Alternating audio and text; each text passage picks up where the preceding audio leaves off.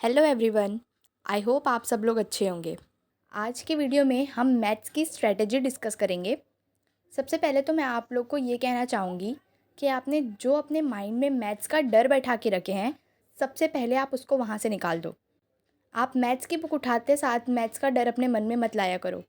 ये सोचा करो कि कुछ नहीं है, ये मैथ्स मैं आराम से पढ़ के पास हो जाऊँगा या हो जाऊँगी। तो चलिए मैं आप लोगों को अब डिटेल स्ट्रेटजी बता देती हूँ।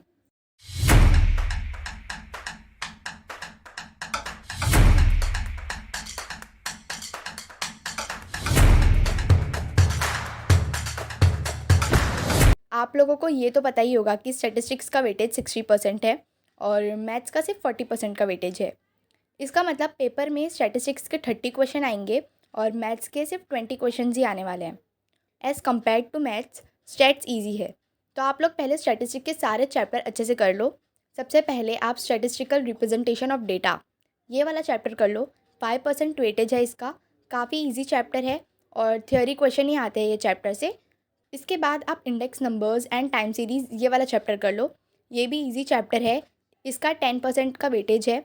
इस चैप्टर के अंदर अगर आपको फार्मूलाज याद हो गए तो ये चैप्टर आपसे इजीली बन जाएगा। फिर इसके बाद आप measures of central tendency and dispersion ये वाला चैप्टर कर लो। 15% का वेटेज है इसका। इस चैप्टर का mean, median, mode, mean deviation, range, quartile and quartile deviation ये सारे टॉपिक्स ईजी हैं। अगर आप अच्छे से इसको पूरा फोकस देके पढ़ोगे तो आराम से समझ आ जाएगा ये चैप्टर। इस चैप्टर का standard deviation, coefficient of variation, Karl Pearson and Bowley's coefficient of skewness ये टॉपिक भी आपको अच्छे से करना है। इंस्टीट्यूट हमेशा ये सारे टॉपिक से क्वेश्चन पूछती है। ये टॉपिक्स ईजी तो नहीं है बट हार्ड भी नहीं है, मॉडरेट लेवल के हैं। आप फोकस देके पढ़ना, ये भी अच्छे से समझ आ जाएगा। ये चैप्टर करने के बाद आप कोरिलेशन एंड रिग्रेशन कंप्लीट कर लो। फॉर्मूला बेस्ड है ये चैप्टर और 15% का वेटेज है इस चैप्टर का भी, तो आपको बिल्कुल भी स्किप नहीं करना है ये चैप्टर। इसके बाद एक चैप्टर ही बचेगा, प्रोबेबिलिटी। अगर आपका 11th और 12th स्टैंडर्ड में मैथ्स था तो आपको प्रोबेबिलिटी बिल्कुल भी स्किप नहीं करना है। और जो मेरी तरह है जिसका 11th और 12th में मैथ्स नहीं था और आपको मैथ्स बहुत सताता है, तो आप फ़िलहाल के लिए प्रोबेबिलिटी स्किप कर दीजिए। अगर आपको लगे कि आप कर सकते हैं, आपसे हो जाएगा, आपको ज़्यादा दिक्कत नहीं देगा ये चैप्टर, तो आप इसको भी कर लो क्योंकि प्रोबेबिलिटी का 15% का वेटेज है। बट जिन लोगों को मैथ्स का बहुत डर है, जिन लोगों को मैथ्स में ज़रा भी अभी तक कॉन्फिडेंस नहीं है, तो मैं उसको सजेस्ट करूँगी कि आप प्रोबेबिलिटी स्किप कर दो। इसी के साथ आपका स्टैट्स का पोर्शन ख़त्म हो जाएगा। अब बारी है मैथ्स की। सबसे पहले तो मैं कैलकुलस चैप्टर की बात करती हूँ। इसको तो आपको ज़रा भी इज्जत ही नहीं देनी है, ठीक है। Ignore it like it doesn't even exist. ये चैप्टर आपको पूरा स्किप ही करना है। अगर आपका 11th एंड 12th स्टैंडर्ड में मैथ्स था तो आपको तो इसके बेसिक्स आते ही होंगे, तो आप इसका वन शॉट वगैरह देख सकते हो। बट ज़्यादा टाइम नहीं देना इसको भी, 5% का ही वेटेज है इसका। और जिन लोगों का 11th-12th में मैथ्स था ही नहीं, वो लोग ये मान लो कि आपके सीएमए के सिलेबस में कैलकुलस नाम का चैप्टर ही नहीं है, ठीक है। बिल्कुल भी इस चैप्टर को आपको नहीं करना है। अब आपको मैथ्स में अरिथमेटिक वाला पार्ट पहले करना है। इसमें सबसे पहले आप time value of money and annuity ये वाला चैप्टर कर लो। ये इंस्टीट्यूट का फेवरेट चैप्टर है। आपको most of the question arithmetic के पार्ट से ये वाले चैप्टर से ही मिलेगा।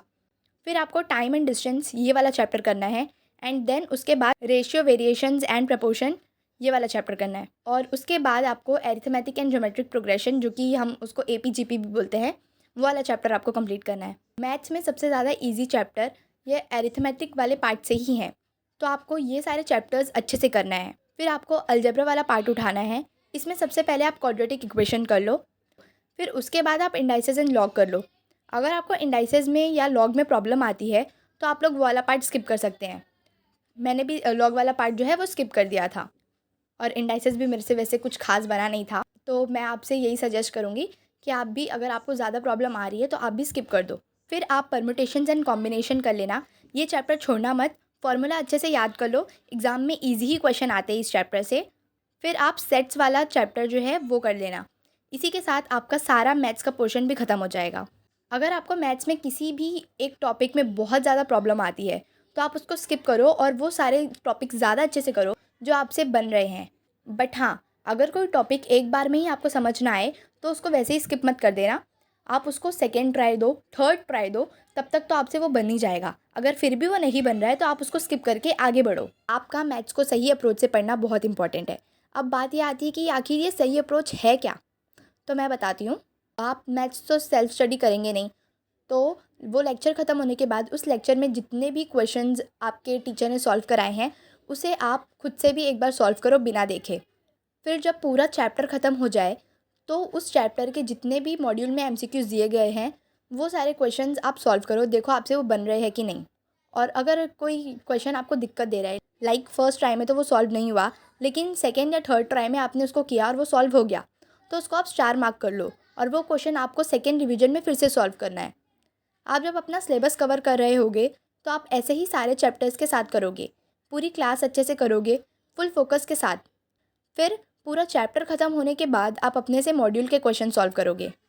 फिर सिलेबस ख़त्म होने के बाद आपको रिवीजन करना है, वो टाइम पे आप फटाफट पूरा चैप्टर रिवाइज़ करोगे।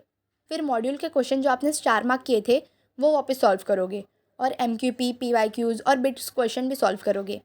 और एक बात आप हमेशा ध्यान देना कि जब आप अपना सिलेबस कवर कर रहे हो तो पूरे दिन में आपने जो भी टॉपिक समझा, जितने भी क्वेश्चंस किए, उन सबको आप नेक्स्ट डे न्यू टॉपिक पढ़ने से पहले ही रिवाइज़ कर लो। आप अगर ऐसे डेली रिवीजन करोगे तो आपको और ज़्यादा अच्छे से क्लैरिटी मिलेगी, आपका कॉन्फिडेंस बूस्ट होगा। और जो हम सबकी सबसे बड़ी प्रॉब्लम होती है मैथ्स में कि जब हम क्लास में होते हैं तब तो सब समझ आता है, फिर बाद में हम जब क्वेश्चन खुद से सॉल्व करने की कोशिश करते हैं तो हम पूरा ब्लैंक हो जाते हैं। ये जो प्रॉब्लम होती है वो ऑलमोस्ट हर स्टूडेंट को फेस करनी पड़ती है। मैंने भी बहुत बार ये एक्सपीरियंस किया है। और इस प्रॉब्लम का सलूशन यही है कि आप डेली रिवाइज़ करो जो आपने पूरे दिन में पढ़ा है। ट्रस्ट मी, अगर आप ऐसे पढ़ोगे तो मैथ्स में अच्छे से पास हो जाओगे। बस अपना पूरा फोकस दे के पढ़ा करो और दिमाग में से ये मैथ्स का डर निकालो। आप लोग ने पहले से ही अपने मन में ये मान के बैठे हैं कि ये मैथ्स मुझसे नहीं होगा, ये मैथ्स तो बहुत हार्ड होता है, मैं कैसे पास करूँगी, मैं नहीं कर पाऊँगी, एक्सेट्रा एक्सेट्रा। ऐसा कुछ नहीं है, आप अच्छे से ट्राई तो करो, सब हो जाएगा। All the best. तो इसी के साथ मैं इस वीडियो को एंड करती हूँ। और एक बात और, अगर आपको ये वीडियो हेल्पफुल लगी हो तो इस वीडियो को लाइक और शेयर ज़रूर कर देना। आप ही की तरह और भी लोग हैं जो मैथ्स को लेके परेशान हैं, उनकी भी हेल्प हो जाएगी इस वीडियो से।